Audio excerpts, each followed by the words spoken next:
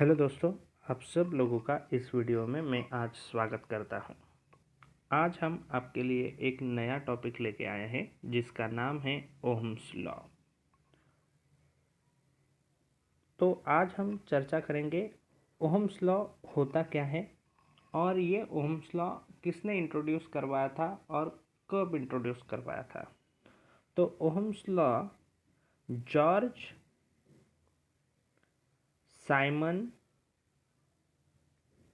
Ohm इन्होंने introduce करवाया था और 1827 में उन्होंने इसको इंट्रोड्यूस करवाया था। तो ये ओहम्स लॉ होता क्या है? तो Ohm's law is nothing but ये स्टेटमेंट ऐसा है कि at constant physical condition at constant physical condition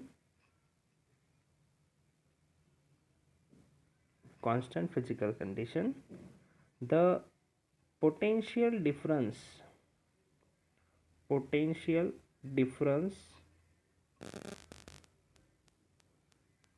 applied across the conductor is directly proportional to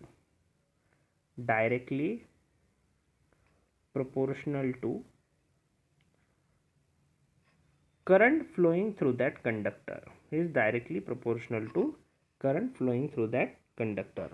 तो इस स्टेटमेंट को थोड़ा सा हम समझेंगे कि ये स्टेटमेंट है क्या। तो देखो, एट कांस्टेंट फिजिकल कंडीशन, अभी फिजिकल कंडीशन मतलब आपके जो भी फिजिकल पैरामीटर आते हैं, फिजिकल क्वांटिटीज आती है, उसको कांस्टेंट रखना। जैसे कि size and shape of the material हो गया, एरिया हो गया, टेम्परेचर हो गया, प्रेशर हो गया, ये सारी जो फिजिकल कंडीशन है उसको हमें क्या करना है, कांस्टेंट रखना है।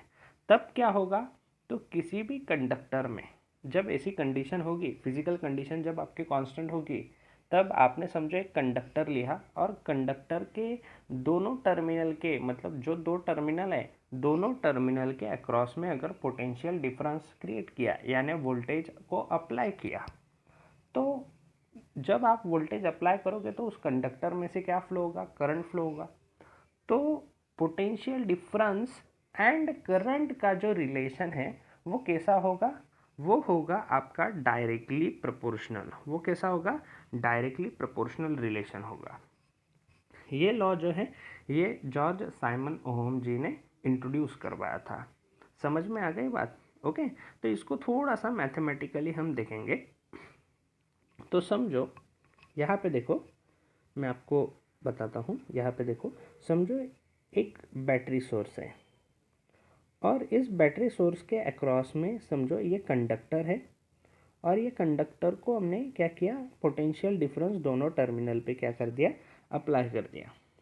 समझो ये एक टर्मिनल है और ये एक टर्मिनल है, उसके अक्रॉस में हमने क्या कर दिया, पोटेंशियल डिफरेंस जो है वो क्या कर दिया, अप्लाई कर दिया। मतलब V, पोटेंशियल डिफरेंस मतलब वोल्टेज हमने अप्लाई कर दिया।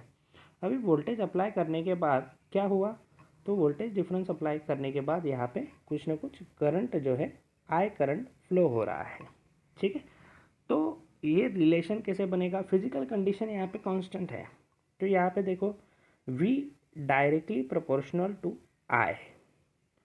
तो हमें पता है कि किसी भी कंडक्टर में क्या होता है, एक प्रॉपर्टी होती है जो उस करंट को क्या करती है, फ्लो होने से अपोज करती है, और उसको हम बोलते हैं रेजिस्टेंस। क्या बोलते हैं, रेजिस्टेंस। तो देखो हमारा इक्वेशन कैसे बनेगा, V is equal to R into I, where R is nothing but your resistance which is a constant term, which is a constant term.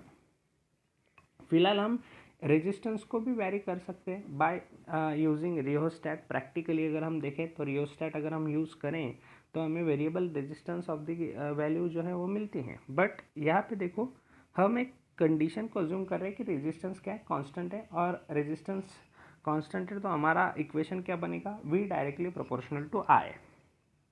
ठीक है, इसलिए हमने एक स्टेटमेंट यहाँ पे, पहले जो तीन वर्ड है वो बहुत ही इंपॉर्टेंट है, एट कांस्टेंट फिजिकल कंडीशन। मतलब हमारा जो कंडक्टर का एरिया है, लेंथ है या साइज एंड शेप है, वो चेंज नहीं हो रहा है, या उस पर प्रेशर अगर अप्लाई करोगे तो obviously size and shape change होगा, तो ये ऐसी कंडीशन नहीं हो रही है। इसलिए हमारा रेजिस्टेंस जो है वो कैसा है, कांस्टेंट है। और जब हम इसको वोल्टेज दे रहे हैं तो V directly proportional to I हो रहा है। ठीक है, अभी आप बोलोगे सर रेजिस्टेंस के बारे में थोड़ा सा डिटेल में हमें बताइए। तो रेजिस्टेंस क्या है? तो resistance is nothing but a property eight which the property which opposes the flow of current. क्या करता है रेजिस्टेंस? फ्लो ऑफ करंट को अपोज करता है। किसको अपोज करता है? तो फ्लो ऑफ करंट को। ठीक है, तो इसका जो ऐसा यूनिट है वो है ओहम में। तो ये देखो, ये जो साइंटिस्ट है, सॉरी जर्मन फिजिसिस्ट है जॉर्ज साइमन ओहम, उन्हीं के नाम से इस रेजिस्टेंस को नाम दिया गया है। तो इस रेजिस्टेंस का फॉर्मूला भी है। तो रेजिस्टेंस कैसे निकालते हैं? R is equal to rho L by A, where rho is nothing but specific resistivity of the material, specific resistivity of the material।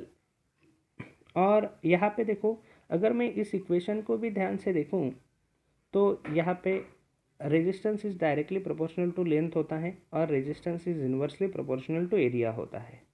बराबर, मतलब यहाँ पे मैं अगर देखो कि लेंथ अगर मैं बढ़ा रहा हूँ तो obviously resistance of the conductor बढ़ेगा जब मेरा एरिया अगर कांस्टेंट रहे। तो अगर मैं एरिया को बढ़ा रहा हूँ तो रेजिस्टेंस की वैल्यू कम होगी। ठीक है, तो ये हो गया थोड़ा सा रेजिस्टेंस के बारे में। ठीक है, ठीक है, आगे इतनी समझ में आई बात। ठीक है, फिर बाद में रेजिस्टेंस के बारे में और डिटेल में हम चर्चा करेंगे। जब हम आगे धीरे धीरे हमारे लेक्चर्स बढ़ेंगे तो हमें रेजिस्टेंस की कंसेप्ट भी बहुत अच्छी तरह से समझ में आ जाएगी। फिलहाल इतना आप ध्यान में रखो। फिलहाल हम ओम्स लॉ की तरफ फिर से बढ़ते हैं।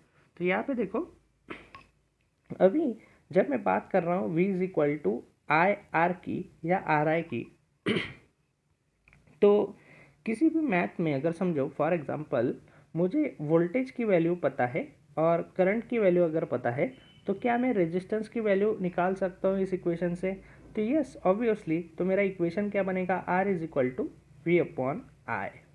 बराबर, समझो फॉर एग्जांपल केस स्टडी, अगर समझो मुझे I की वैल्यू पता है और R की वैल्यू पता है, तो क्या मैं वोल्टेज की वैल्यू निकाल सकता हूँ? Yes obviously, V is equal to I into R. बराबर, अगर समझो तीसरी केस स्टडी, अगर मुझे वोल्टेज पता है और रेजिस्टेंस पता है, तो क्या मैं करंट निकाल सकता हूँ? Yes, I is equal to V upon R. ठीक है, तो this is very simple fundamental principle. Okay, तो आई होप आपको ये बातें जो है वो क्लियर हो गई होगी। तो चलो इस पर एक न्यूमेरिकल हम सॉल्व करके देखते हैं। One short numerical practice example. समझिए यहाँ पे एक रेजिस्टेंस है, सॉरी वोल्टेज सोर्स है, और यहाँ पे एक रेजिस्टेंस है। अब यहाँ पे मैं क्या कर रहा हूँ, ये एक क्लोज सर्किट निकाल रहा हूँ। यहाँ पे वोल्टेज की वैल्यू है समझो 5 वोल्ट, और यहाँ पे रेजिस्टेंस की वैल्यू है समझो कुछ तो भी 10 ओम। और मुझे पूछा गया है कि calculate the current flowing from this circuit. तो क्या मैं निकाल सकता हूँ? यस ऑब्वियसली निकाल सकता हूँ। आई इज इक्वल टू मेरे पास है V अपॉन आर। तो ऑब्वियसली V कितना है? 5 वोल्ट, और रेजिस्टेंस कितना है? 10 ओम। तो कितना हो गया? 0.5 एम्पियर। कितना हो गया? 0.5 एम्पियर। तो such type of example can be asked in the examination. So all students must be prepared. I hope you have easily understood the concept of Ohm's law. Thank you so much. Please like and subscribe our channel. Thank you.